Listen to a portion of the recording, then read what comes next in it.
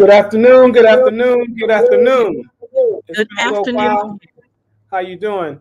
It's been a Pretty little good, while, pretty but good. we're back with How Goes the Hour with the Maryland Uh, NAACP, and we got a Doing lot to pretty talk. good.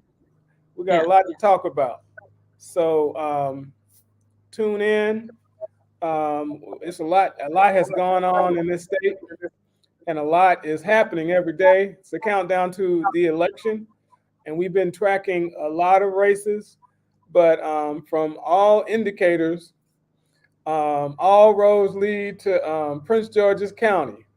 So we have one of our branch presidents, the branch president of Prince George's County. She's on, and she's gonna give us the breakdown, the lowdown, and the real sound. And you ain't got to worry about it because she's got all the tentacles across the board at the grassroots, what they say, in the streets and in the suites. She's got all of it. So I'm happy to introduce President Linda Thornton Thomas. She's been working in the Prince George's County community for a while. She's Mhm, been the branch president for the last year and a half, I think. And mhm. um, and she is, like I said, she has her tentacles across the board. And I wanted to introduce her. I do want everyone to know that since we last did the show, a lot is going on. It has impacted us. Mhm. These mass shootings don't end. We have the terrible experience in Wacomico County where a police officer was murdered delivering a warrant. So we want to certainly send condolences to his family and everybody on the Eastern Shore, because that's a terrible incident any kind of way you look at it. But at the same time, these are the issues. I mean, this reality of guns, this reality of how we secure ourselves, all of that is important as a lead up to this election. I mean, we didn't create those incidents, none of them. It just Mhm. is what it is. And we want leaders who are going to take care of, make big decisions. So, but I want to get down to business here in Prince George's County because, like I said, all roads to lead to it. We have a situation where I think we have three. Every single constitutional officer has a candidate from Prince George's County. Is that correct? We got Yes, the yes. governor. We had two governors. We Mhm, got the governor, the attorney general, mhm. um, the what do you call the comptroller, and Yes. Prince George's County already has a treasurer. So Yeah. y'all trying to y'all trying to run the state out of one county. So all that is important, and you have a competitive congressional race. I don't think any other county has a competitive congressional race in the primary. Mhm. So that means there's a lot of stuff going on in Prince George's County, and I think you have a little slither of Prince George's County that dips over into Calvert County. So that delegate race is hot. Mhm. Um, so y'all got a lot of stuff going on. So we're gonna put you on the hot seat because you made the mistake of letting me know you know everything going on. So I don't know how much you can share, but I do want you to give us some information because everywhere I go, people are asking the same question: who's going to win the governor's race? Everywhere I go, I have to tell them the same thing. Mhm. This governor's race looks like some pacing that these guys are doing, and so I want to get an update from you from the ground level in Prince George's County. Well, first of all, thank you so much for having me. And I am truly excited to be here. This is a great opportunity to share information about the elected officials and that we presently have and those who are candidates. We are a county, I would say, on the move. And we hope to be moving the right direction or a strong direction for our communities. So we are looking forward to good conversations. We've actually spoken in our branch, we call them conversations. Some people call them forums. But what we've done is we've been able to have about 6 different opportunities to talk to candidates, to get their, how do I say, perspective on what's going to happen in the future, what they're looking for once they get into office, with working with particular counties and also with our county, but to really talk about issues that are neighborhood issues. And so we're happy that we were able to do that. We're looking forward to do a few bit more. But let me just go into the really good stuff, all right?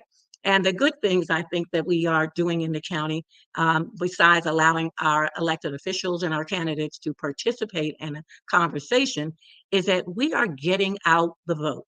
We are making sure people are signing up. We are also doing our membership for the NAACP as well, but we are asking individuals to please tell your friends, send them an email. It is so important. You send an email to someone and it's from a friend, they will listen, open up that email and forward it out for you. Now, as far as the candidates that we have, we are excited about the gubernatorial candidates. The race is rather tight. We know that there are probably 4 people that we believe kind of at the top. And people are looking, they're asking questions. They're talking about disability. They're talking about economics and education. And the great thing about all of this is that we now have an opportunity to share what we think is important from the community. And this is a one-time thing. And I believe the reason that we say that is because it's such an open field. Lots of people, young people, middle-aged people, our seniors are many of them are all running at all ages, and they have what they call a perfect picture of maybe how the county should look. And so we're excited about that. We're sharing it with communities. We work with, and with Prince George's County, we literally have about 22 communities, civic groups and communities that we work with.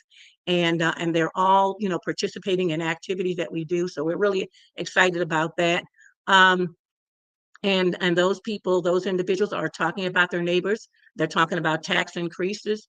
They're talking about what's going to happen when the governor, when we get a new governor. Are we going to work on the purple line? Are there concerns about more funding coming down in utilities? So I would venture to say that most candidates are familiar with the field that's out there. They know what's going on. And the nice thing about it is they're willing to have a conversation about it. Now I have a question, Mhm. because you did a good job of being, you sound like the Washington Post. So what I need to know is, how is everything that is at play impacting things? Are people at the grassroots level watching everything? Yes. Because I want to emphasize again that you have some powerful stuff going on that could, Yes.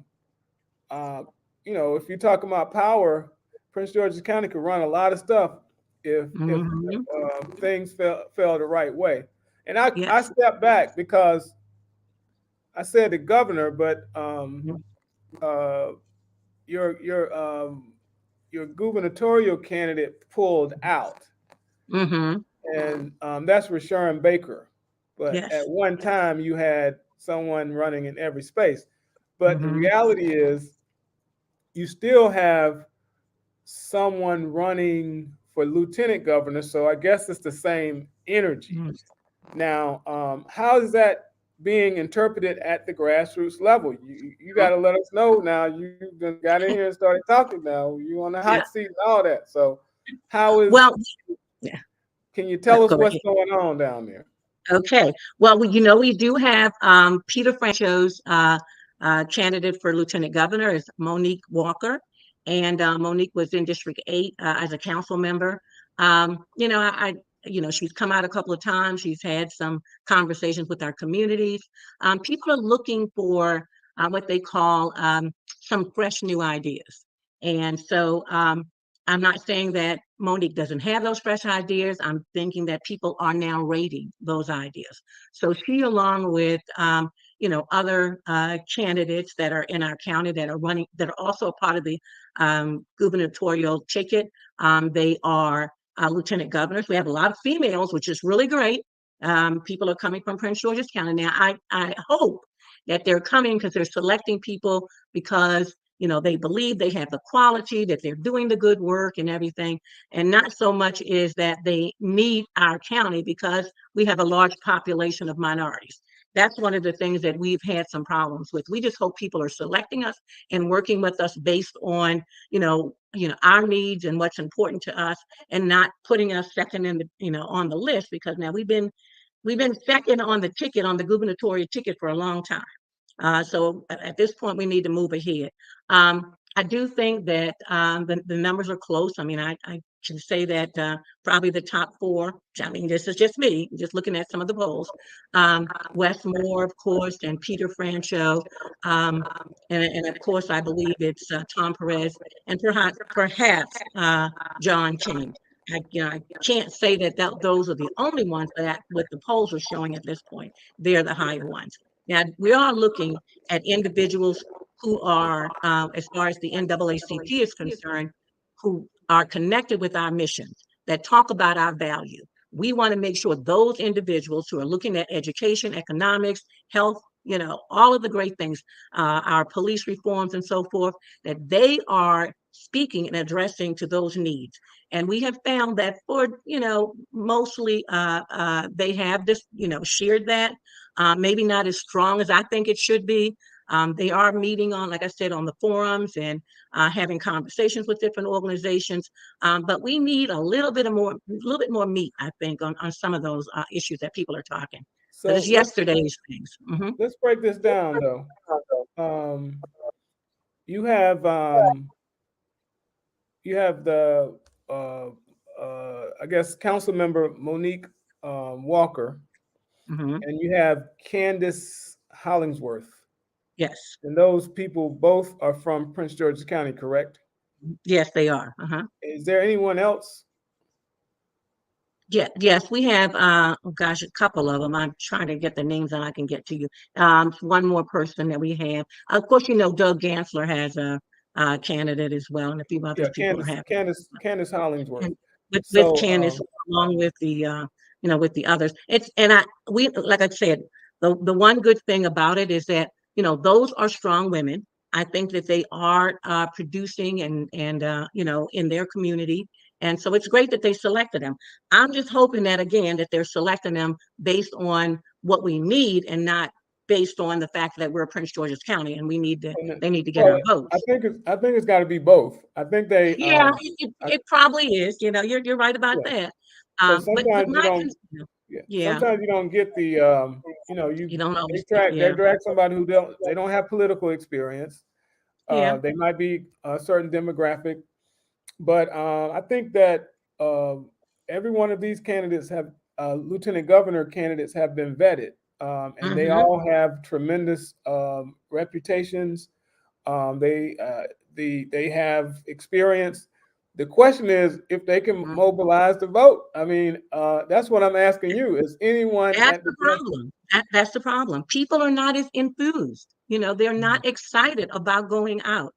We have been trying to get people to consider the fact that the primary is where, when you want to vote in Prince George's County, because without those individuals coming out doing the primary and putting their names on there and voting for whomever they wish, they will not have that choice in the general, because in our county, most of the time, and it's just 98% of the time, the person who wins the primary is the person who will be your candidate, certainly, of course, for the right? general, but that person would more than likely be the winner.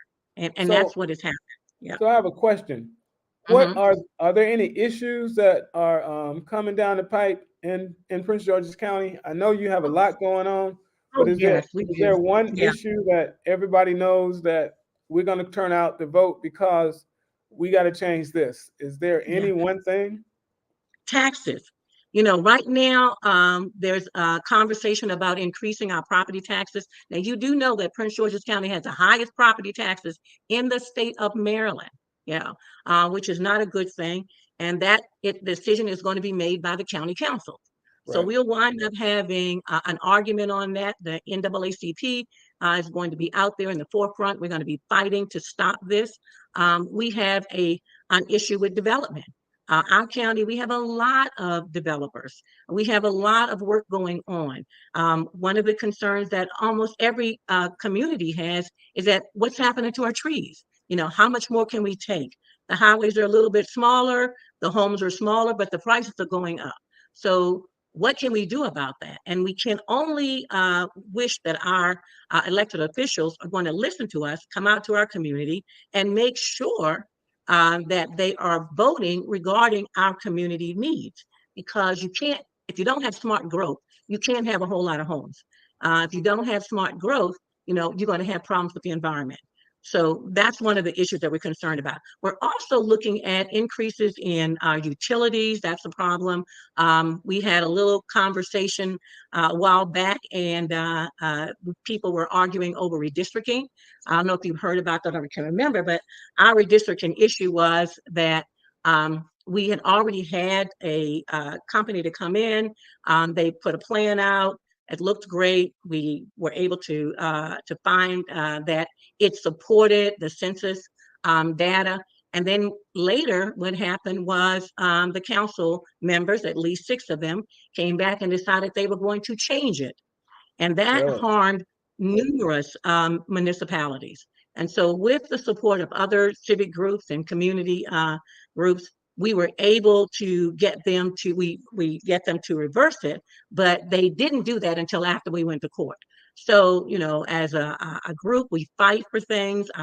Almost all of our communities, our Southern Christian Leadership Group has worked with us as well. They were fighting with us also to make sure those things didn't happen. The council appealed it, and then it came back and they denied the appeal, and so we won. Now we're doing other things in the county. We're looking for opportunities for employment. And we also have what you call 25 opportunity zones. And those opportunity zones are municipalities. And what's happening right now is a lot of our elected officials are not really pushing to encourage those people to do what they're getting tax breaks for. So we've been working on that as well. But we have we have a spicy race in 6, in our Councilmatic District 6. We've got school board member running, some attorneys, activists and so forth. And they are coming up with good ideas. They're women. And I'm not saying that, So who's in it? This is the Councilmatic District, correct? this is a Councilmatic District. So We have a number of women. So who's running? You said the 6th district. Who's running in the 6th district? Our 6 Councilmatic districts. I don't know if you wanted to share all of their names because it's a lot of them, but Oh, but most of them. Who is the sitting council member? Is that person Oh, running? okay. And now that is a blank one because what had happened is the person ran out, so it's an open seat. That was the Oh, thing. this is the Derek Davis seat. Yeah, we got some open Okay. seats, and that's that's a good thing, right? We got a couple of them. But we have like our one in 5. We have certainly a new person in 8 who won the special election. That was Edward Burrows, and so he has competition now. I think all total is probably about four of the people that's running against him.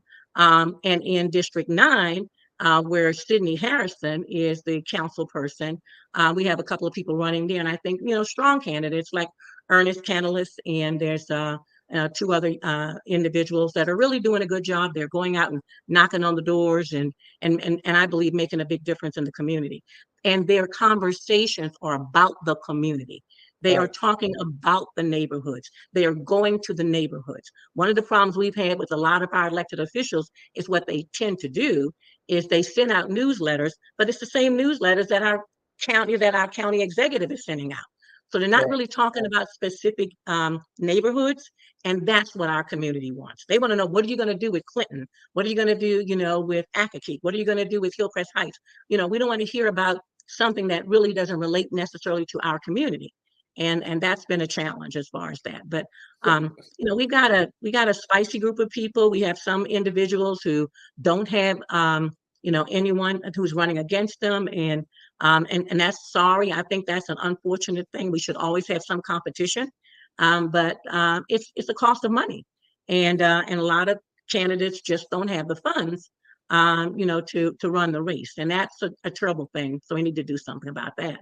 So my question is, if you can call it, is Hmm. who's coming back and who's gonna That's what you're trying to ask me. I knew that. I'm thinking to myself, I'm trying to beat around the bush here. Look, who's coming back? I mean, look, they're going to let kill me. Now, you know what happens. Now, listeners want to know. I'm gonna give you a forgive me. number. Okay, give me a number. All right. How many districts y'all got down there? We've got 9. Nine. 9 All right. candidates. Uh-huh. All right. 9. Yeah. District 1. Are they coming back? Ah, yeah, probably 1 and 2. Like, yeah. 1, 2 is Yeah. coming back. You know the Mhm. names. Name the names. Now, listen. I want to say, because they will listen. I'll get all kinds of emails. Number But 3. 3, yeah, that one is a little up in the air, a little bit there. It's the Uh, same answer. Number 4. yeah, yeah. 4 is fine. I think that's going to be okay. I'm gonna tell you, the biggest ones I think that might have an issue would be 9, 8, 7, and 6. So So 9, 8, 7, and 6. Uh-huh. who's in 6? That's the Okay. open seat. That's the Yeah, open seat. and then the other one, yeah, those, and you've got Rodney Streeter in one, you've got Sidney Harrison in one, who's still there. So those are the ones, and those are the ones I believe, those races are a lot tighter, and rightly so. We also have 2 at-large positions for our council, and that's, of course, Mel Franklin and Calvin Hawkins. And Now they they have both been around for a while, right? They've been around for a while. They do have some competition. There's a couple of people there running a strong race. So it's going to be a challenge. And one of the things people are concerned about is the fact that, a lot of people voted for things that on the council, but not just the council, also for the delegates, that really didn't really benefit our county. So people are upset about that.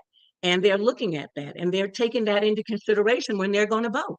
So So that's one of the problems that we have. Yeah. Mhm. now you have the clerk. The clerk is Mhm. competitive.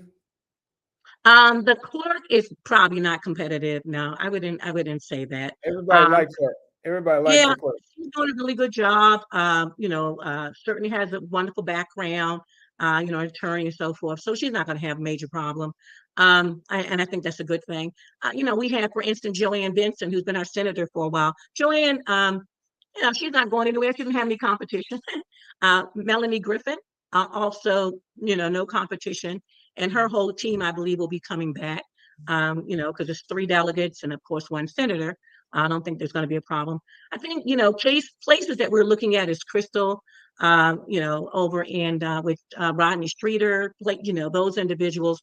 They're running a real tight race. For instance, I think if I can remember, I believe Sydney had a person who ran against him the last time, and that person lost by less than 100 votes. And the Hmm. same thing with Rodney Streeter. So you gotta wonder, did we then make a difference after the last election? And that's the one thing people are saying. What have you done lately? I And get, I'm gonna tell well, you this too. that's the That, question. That's hey, wait, slow down, stop. Now that's the question to you. yeah, Did these 2 close races, did they deliver what they were supposed to do in the last 4 years?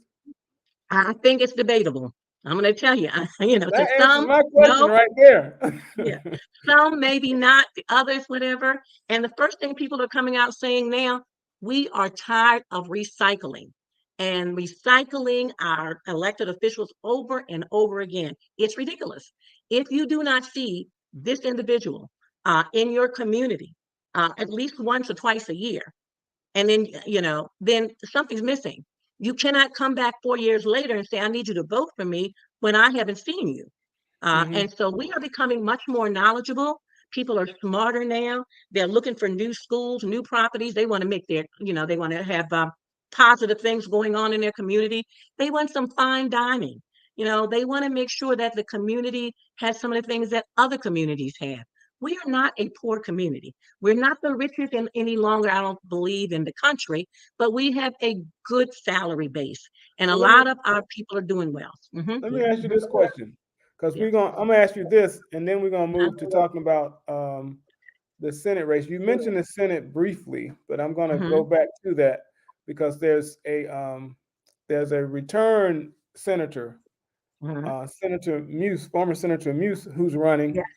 Mm-hmm. for, I think, pretty much an open seat. Yeah. Um, so I'm going to come back to that.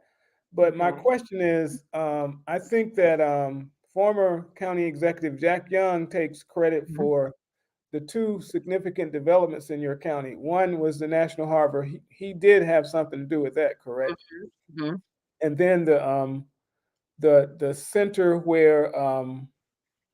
Wegmans is, Wegmans is. Mm-hmm. So he influenced both of those projects, correct? Yeah, along with other good people that worked with him. So, it Right. wasn't just him, but, we had some strong individuals who worked hard to try to make sure that that we were able to get the projects completed. Yeah. Well, And my you asked question me is, whether, Mhm. has anything of that magnitude been developed since then? Well, Angela also Brooks, our county executive, she has some ideas on things that she wants to do. She is putting I together what got. she calls, Let me help you out real quick. huh? That's an easy question. I said there's two major developments in your county. What I'm asking is, has anything of that magnitude been developed since then? Oh, no, not since then. There are prospects, but nothing, not at this point. No. Hmm. Yeah, there's a couple of things. And to be honest with you, like I said earlier, people really are not looking for a lot of new projects. They want to keep their backyards. They want more space. They want to have fewer cars traveling in their highways and so forth. And you kind of can't blame them. When you pay taxes at this level, you want the services. And I think one of the things that we have been looking at is with County Executive Angela also Brooks. She has put out some things about, of course, the street. Some of our streets are not clean like they should be. They're working on that. Little things like that you can see that are visible. And so you want to make sure that those things are taken care of. Also, we have a workforce development program here called Employee Prince George's. We would Hmm. like to see more individuals get involved in that. We want the money to be shared, evenly. Also, whatever grants that they're given. Sometimes you have to rotate grants. The same Hmm. thing that you do with small businesses. You can give a contract to one company, and that company may pick only one person. That is, I believe, an unfortunate thing. I believe that because we have so many small businesses, minority small businesses in our community, we need to make sure that we take a contract and we split it across the board. All right. That is one of the issues that we have. And of course, this is a right to work state. So we can't argue about whether or not we put the unions in and so forth. I believe that most of the contracts try to do that, but we don't have a PLA where we're saying to a lot of our contractors that are coming in, as well as our developers, you must have this amount of minority groups Slow participate. Yeah. down. So Mhm. stop. You're Mhm. saying Prince George's County does not have a project labor agreement policy? Well, they have one, but we don't. We think it needs to be a little bit stronger. It's in place in certain things, but it's not in place in all. So we believe even when you put a contract out, Right. that young people should be a part of it. So there should Right. be a piece in there as well. Now the unions So, do have, some of piece of it, but well, it's not across board. Mhm. well, they should, include Yeah, young people with the unions and that kind we of thing. that's But the you're telling problem. me that you're saying it's not enforced, so that's what the issue should be about. I mean, Well, we got it's again, it's not, it's enforced in some areas. And hmm in some, you're not required necessarily to do. See, when you look at some of the small businesses, let me just kind of give you a little background on that. Most small businesses have a hard time getting bonding. And that is one of the problems that we right. have in the county. And so the county, of course, can't go out and say, look, let's pick this person when that person can't bond the project. And the, Hmm. the bond may be, 10 million, $20 million. That is a challenge for a small minority group. And so what we are looking at is partnering. And we're hoping with the county that because it's not there and because we're not necessarily, they're not forced to do something because the person, doesn't have the bond. What we're saying is we would like for them to look at ways that they can diversify what they've done, even though it's not mandated. And I Right. think if you come into our community, you should be willing to do that. We have Right. a fantastic grocer. I'm not sure if you've heard of him, but Mario is building a what I call a healthy living, Black-owned grocer right off of Central Avenue. Excited right off the Beltway. Fantastic person. He's already had a couple of restaurants in Baltimore, one in Washington D.C. Healthy living, because he's talking about things that are supporting the health of minorities. So Right. diabetes and all of those good things. So that's the kind of person that you should be helping get his business off and running. And sometimes it takes a long time. Licensing is a little slow, and everybody will tell you that. And in addition to that, you're looking at not having the financial support, but you also are not having the expertise that we need to give to small businesses so they can improve. But we're going to be doing some of that work at the NAACP. All right. So you got to get your economic development person on, the political action We're committee fighting on. hard. Yeah. All right. Now let's talk about the open seat. You trying to you're a politician. So Yeah. I know that Senator Muse took a break. He Hmm. ran for county executive, correct? Hmm. Yeah. Um, and now he's coming back. Does he have any competition over there?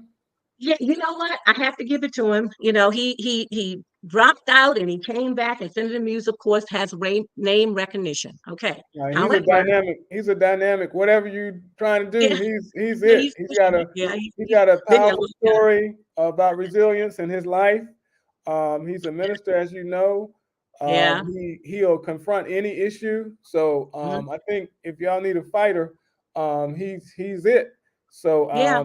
I don't know what it looks like down there, but the person I would advise the person who's running against him to treat it like they running against Barack Obama, because I believe I believe Tamara Brown is doing that.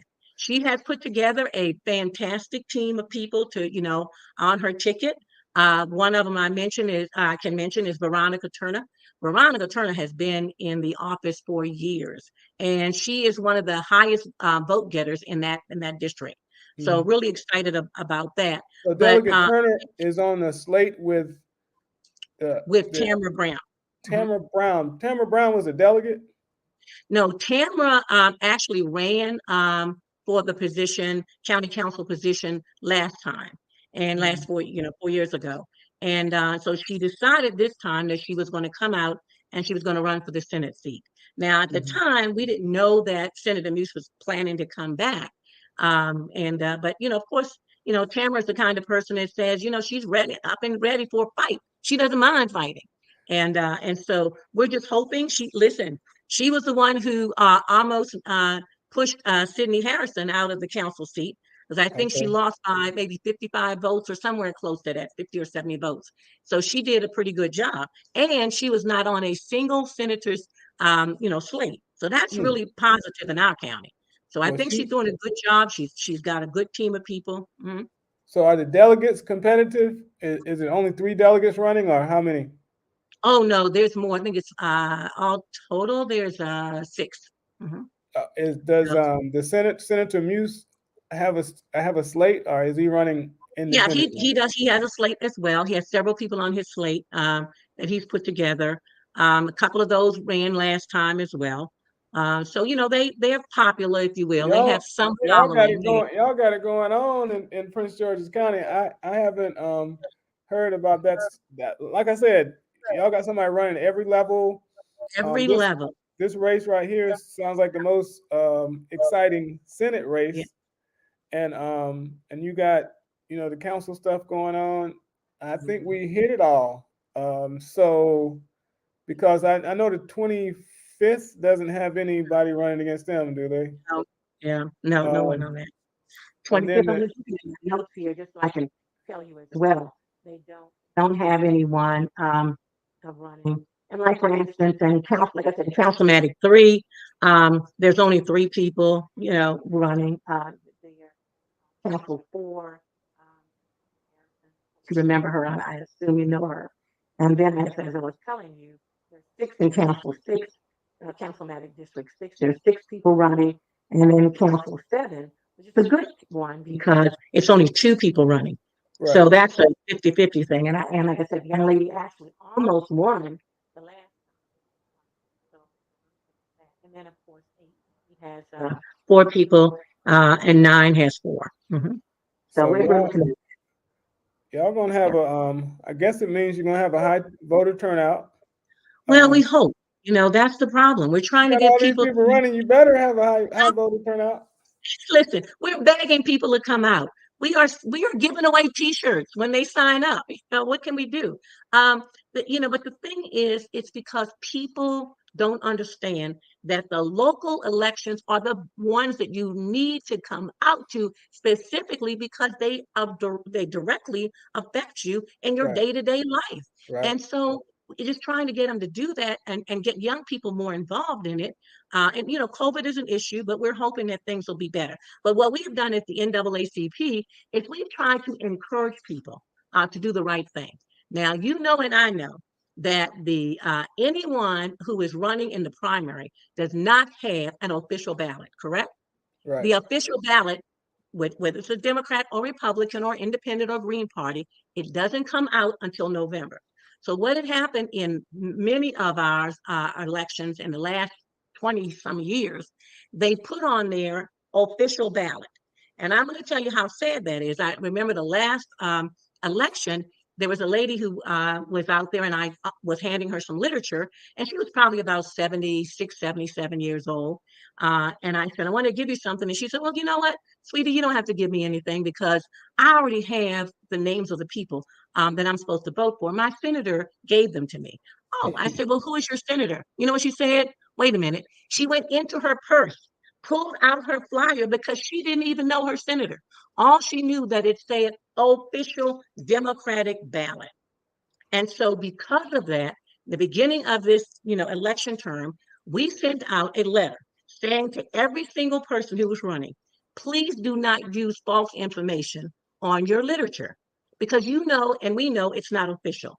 And so at this point, we still have one person that kind of stepped the line. So we're going to send them another notice, but everybody else has been supportive.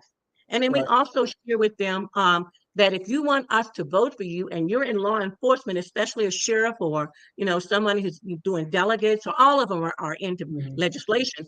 But if you are putting your signs on areas that are not legal, then why would we vote for you? If you're not going to do the right thing in the beginning during the election, will you do that, once you go through? So little So, things like that people are asking about. well, let me ask you this Mhm. real quick because you brought up a very interesting point, Mhm. and that is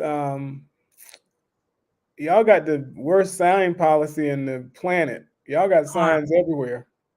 So Horrible. who Yeah. who who's regulating that? Listen, that is supposed to be, let's be honest, the compliance officer, through our county. And I'm telling you, they pick up a few, but they don't pick up all of them. Now And really, the other thing is now that can be removed overnight if they wanted to do mhm. it. But Yes. what cannot be removed is all of these developments that are popping up in your county. Oh, Every time I yeah. drive through, there's a new development. Pencil homes is what we call them. They're so small and the prices are going up constantly. And I don't know how people survive. You cannot purchase a house, $100,000 and with an average job and Mhm. expect to survive. Something has to go. Well, And so well, I think it's unfair. well. Let me slow down now. The Mhm, price is one thing, and you've had a constant challenge since 2008 with mhm, housing challenges because of the subprime mortgage scandal and mhm. all of that in Prince George's County. But it's still the case that people are moving there and you're building these houses. How are the schools being impacted? Oh, horrible. That's the issue. Of course, we have that P3 where we've added 6 new schools. and we're not even sure if that's going to be sufficient. But developers come in and they tell people, oh, you're going to be in this school. This is a great school. We're going to have a new school here. And people buy based on that. Mhm. But unfortunately, when you come up and you have students starting day one and there's 40 kids in a classroom, you got a problem. Now, Right. my grandson was at a middle school and he had 42 students in his classroom, one of the classrooms. They had to carry a chair from one class to the other because they didn't have enough chairs in the classroom. So Mhm. that's poor planning. And that is why it's so important that when we have individuals who are running for county council, that those individuals have to go out, do some observation, monitor what's going on. We know they can't control all the money, but as a county council person, you can make sure that you are evaluating what they're doing in the county. You are checking on what's going on. You share that with the community because we put you in that place for you to do that. Well, And unfortunately, they're not doing it. Mhm. well, As well as in they Howard could. County, we have APFO. It's a policy that kind of measures the impact of any development on schools, and then I guess developers have to pay consistent with that. It slows the Yes. expansion, and it's criticized because of Mhm. whatever influence developers have over elected officials. They go, they might build what they want to, but they in some cases may build too much. Now, you Yes. don't have such a policy in Prince George's County, obviously. Well, not to that degree. There are some stipulations, but nothing to what you guys have in Howard County. And that's Mhm. something we need to work on. So that's one of the ideas that the NAACP is putting in place.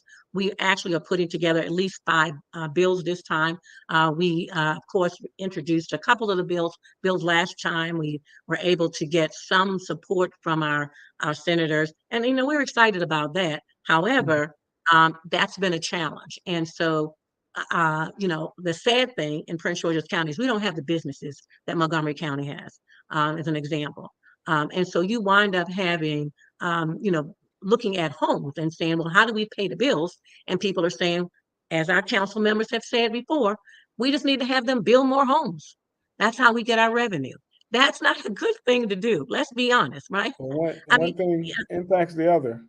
yes, and Yeah. so the thing about it is, for instance, Montgomery County has 30,000 students more than we have.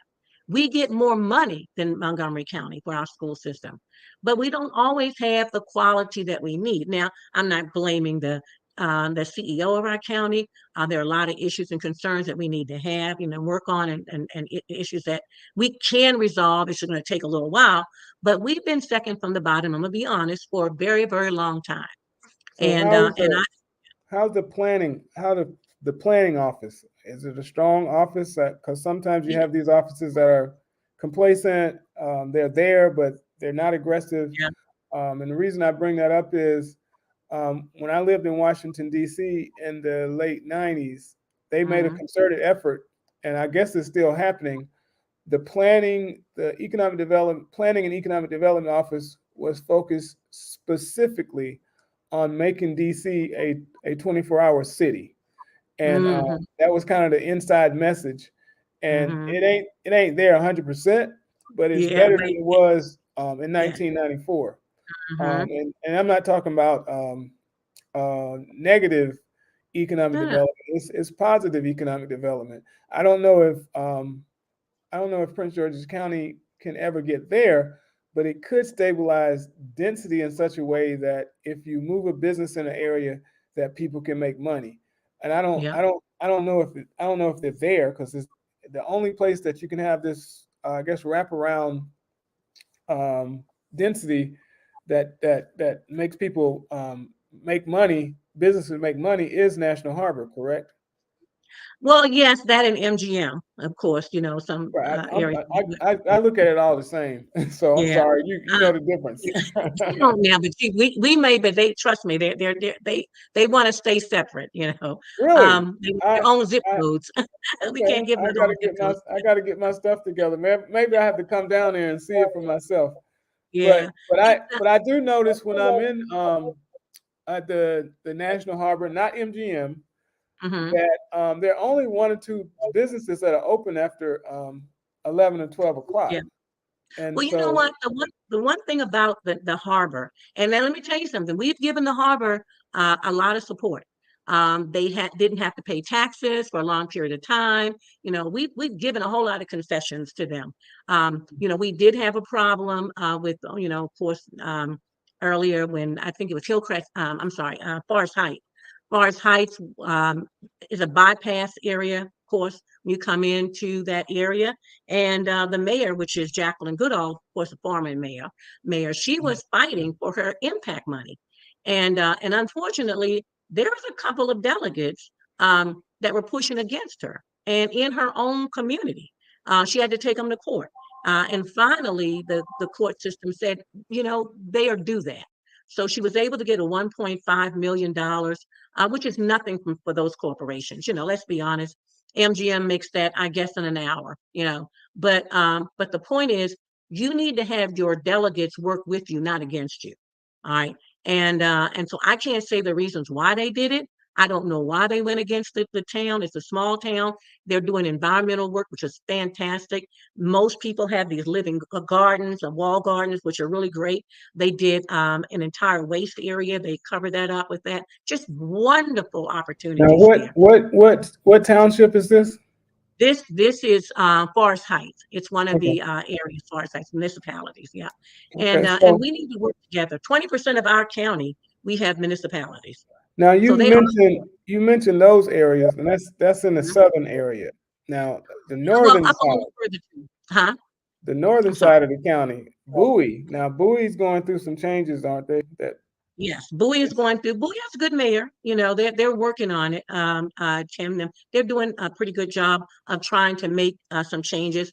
But again, I think that the administration, as I've heard from the mayors, they just kind of want to work a little bit more with the county executive and her team and the departments on providing support services for their community. So there's a little back and forth on that. They're trying to work on some issues and presenting that to the county executive. And I have to say that she has a strong team.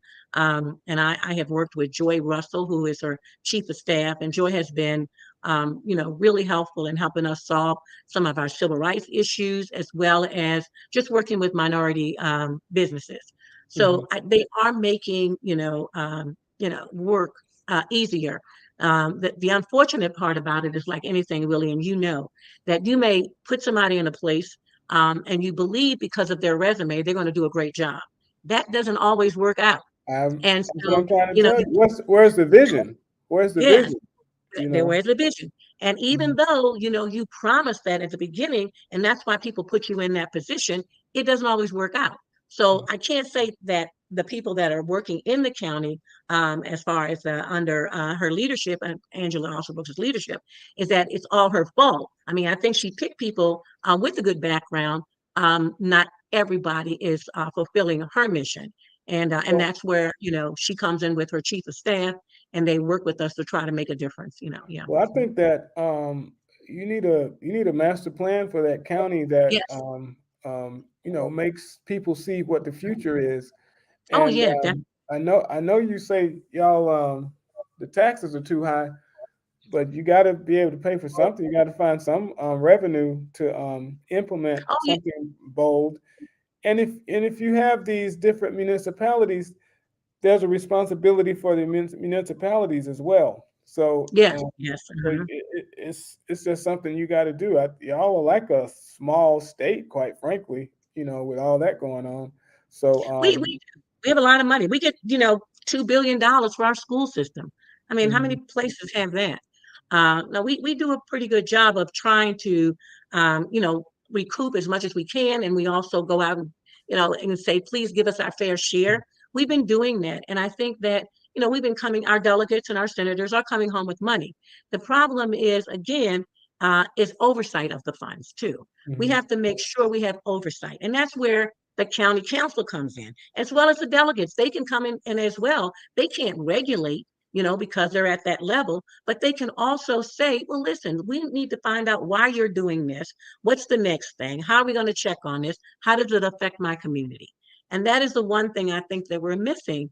Listen, at one point we had the kingpin, and I'm not going to say who that is, but we had the kingpin in the state, and the kingpin was just making all the decisions. And unfortunately, the kingpin didn't live in our county. But when you go to curb out the county, they were curbing out areas that gave them more votes on Prince George's County, I'm, and then the I'm, county they actually lived in. I'm confused. I don't know what the kingpin I, is. well, I don't want to say the names, but but when you live in Apple City, and then you go over and you're in Pear Domain, all right, and you're You got taking to help us 50% out here, boss. I mean, of those pears, and then go back home, and you can't make a pie with it. That's what I'm saying. Doesn't work that way. But no, we are now, like I said, this is a good year for us. It's an opportunity for people, anyone who wants to run for office. You don't have to worry about somebody connecting necessarily with another group or somebody and saying you can't do this. I'm gonna put you on my ticket and all of that. People are now feeling good about that. They're going out and recruiting their own people, so that's a plus to me.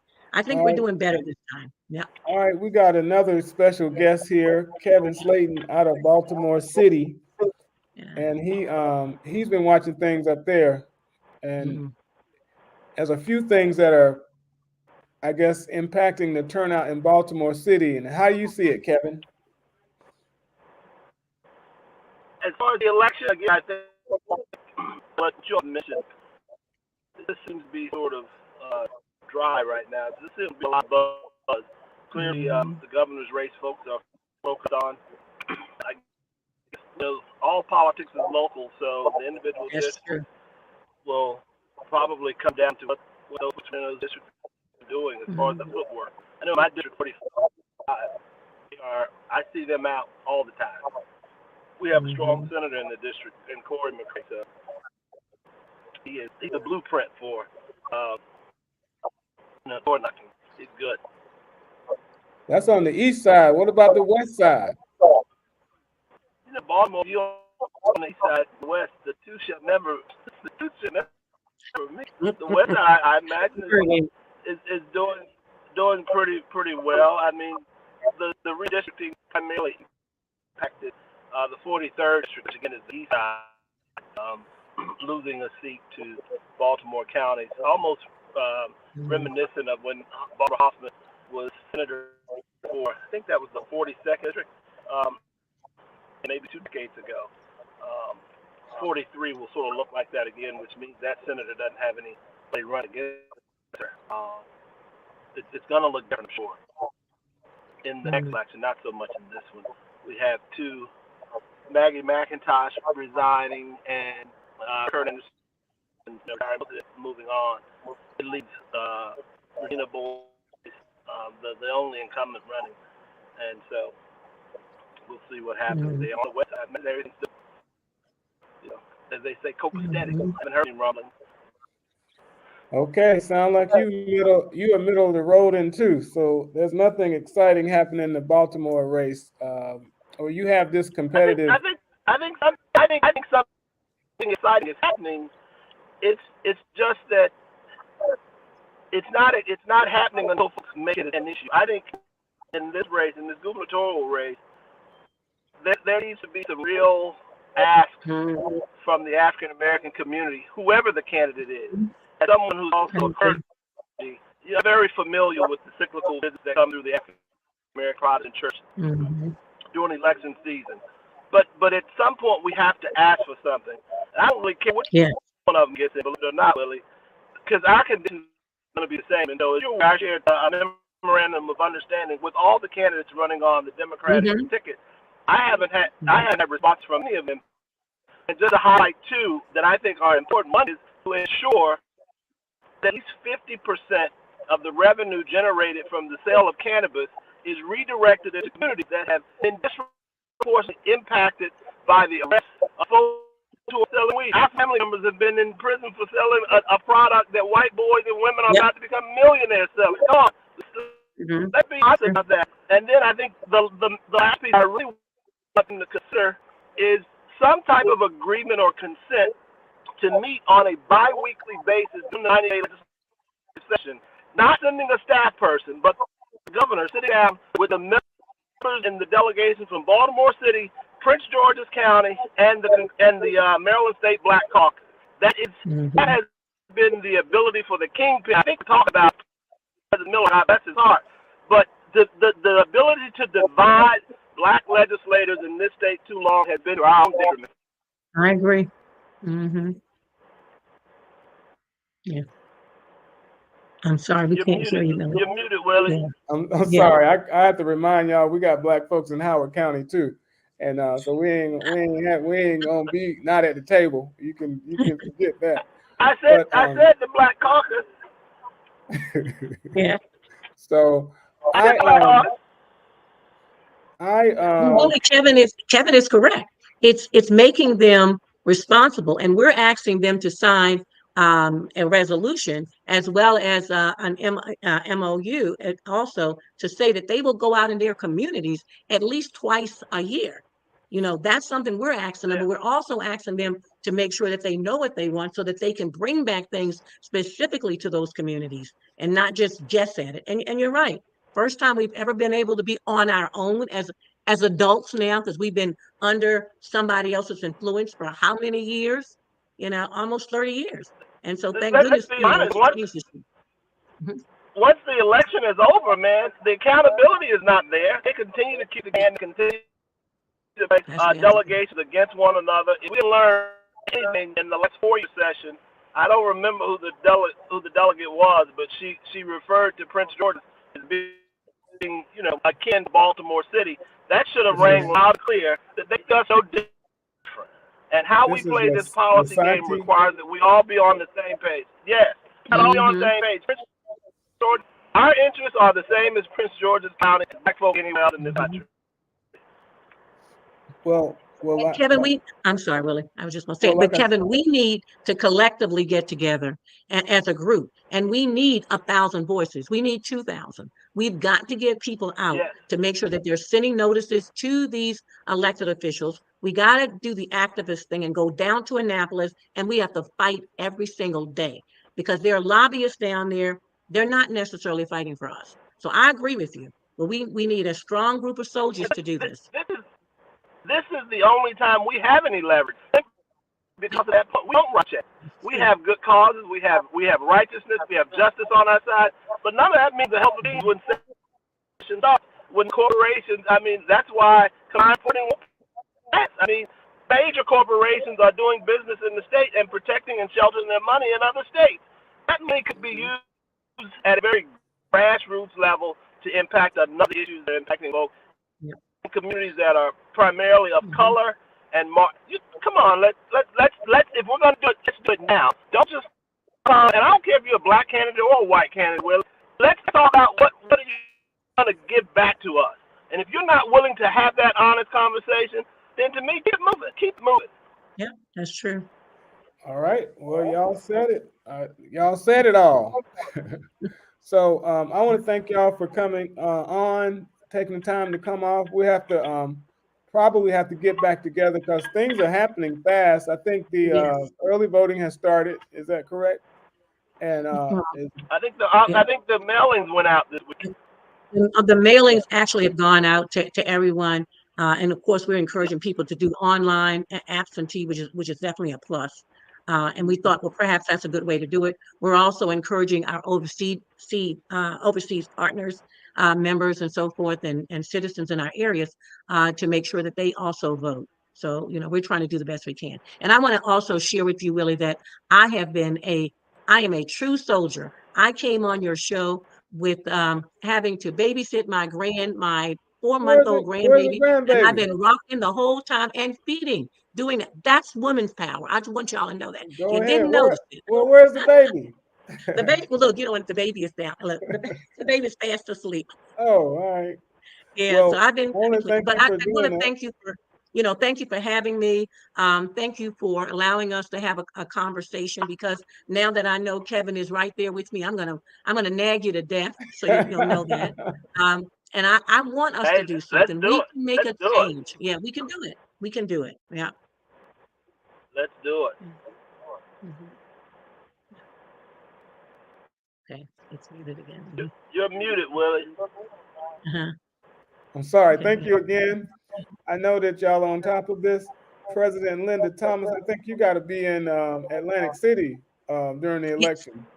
Yeah. So I'll see you up It's the there. only problem. Yeah. But Yeah. we've got good people on the ground. They're going to go out and fight. And we're doing a 30 by 30. We're also doing a 10 by 10, which means that we've asked individuals to send out a email to 30 of your friends, because you will open an email that comes from your friend. And then that person sends out 30, and then when they get theirs, they send out 30. One email can give you 27,000 connections. And that's what we've been doing. Yeah. Go ahead. That's rocking. Mhm. That's all you need. Somebody. Yeah, So, we're hoping. but We're who you gonna hoping. vote for is the question. Who are you Well, gonna vote yeah, that's for? why we can't encourage them. I would love to be able to do that, but we can't. Yeah. So I'm gonna close it up by asking y'all who gonna win this governor's race. That's the question everybody's been asking. I know. That's I am. easy, It's Willie. gonna The be Miss one with the Nancy. most votes. The most, That's the it's a answer I've good been one, giving. Evan.